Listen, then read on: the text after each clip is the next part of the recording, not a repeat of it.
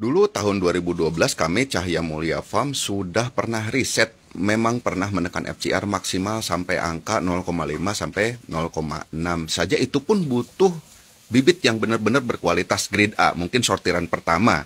Ya, apalagi kalau kita ditunjang dengan pembenihan pribadi ya, nggak beli bibit dari orang, mungkin itu bisa mendukung juga. Dan didukung juga oleh pakan yang berprotein tinggi di kisaran 33 sampai 34% dengan waktu budidaya yang agak lama dikit dari biasanya, mungkin seperti itu. Oke sahabatku semua, di video kali ini saya akan menjelaskan tentang FCR kembali, yang mana FCR itu adalah Food Conversion Ratio ya. Jadi pakan yang kita berikan dengan hasil lelenya itu berapa kilo, imbangannya ke situlah kalau secara garis besarnya. Misalnya nih, kata Kang Mulia Farm ini kami menekan maksimal di 0,5-0,6. Kita ambil yang tengah aja deh, 0,5 misalnya. Berarti 1 kilogram lele dihasilkan dari habisnya pakan setengah kilogram. Ya, misalnya seperti itu. Itu jelas keuntungan sekali. Namun untuk mencapai ke situ perlu beberapa faktor. Yang pertama, bibit grade A. Sudah saya katakan di video terdahulu, kalau kalian pembesaran ikan lele masih mengandalkan bibit beli dari orang, itu sama aja dengan judi. Artinya, kalau lagi mendapatkan bagus ya bagus. Kalau lagi jelek mau apa? Seperti itu.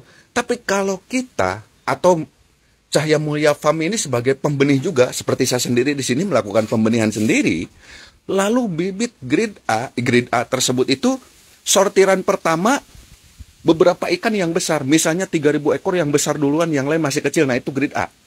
Ayo kita besarkan dan kita kejar tuh FCR. Mau menekan sampai ke angka berapa? Itu. Pertama bibit.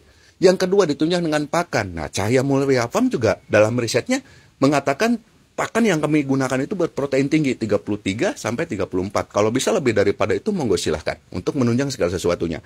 Bibit kelas A, pakan nomor wahid misalnya, protein tinggi. Nah, ditambah lagi dengan yang lain-lainnya. Ya, terutama hoki lah ya. Hoki dalam keadaan mungkin cuaca lagi mendukung dan lain sebagainya. Tapi kalau segi pakan, maaf kalau menurut saya, kalau kita hanya mengandalkan pakan pabrikan, setinggi apapun proteinnya, tetap kan kita harus beli dengan harga standar kan, di atas 10.000 lah. Nah, di sini saya mengejar FCR segitu dengan menggunakan pakan alternatif. Kalau bisa jangan beli. Kalau bisa, seperti di video kemarin yang udah saya katakan, ini ranah kita budidaya, mungkin di sebelah sana, ya, deket lah, nggak terlalu jauh, mungkin 10 menit kita jalan kaki, itu ada orang yang ternak ayam.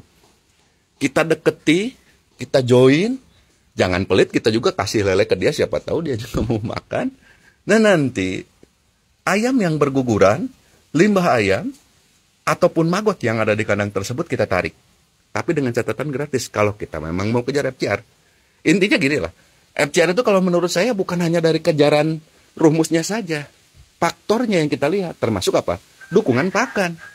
Kalau kita pakan tidak beli, kayaknya mau waktu budidayanya 3 bulan ataupun 4 bulan, kalau pakannya nggak beli, kayaknya bisa kayaknya.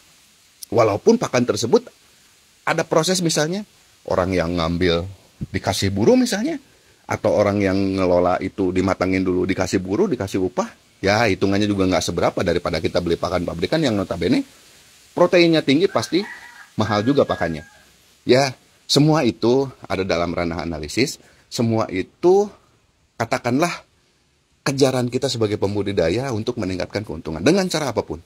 Di sini saya tidak mau menjatuhkan, tapi ayo kita bareng-bareng kejar FCR. Yang mana FCR tersebut makin kecil, pasti keuntungannya makin besar.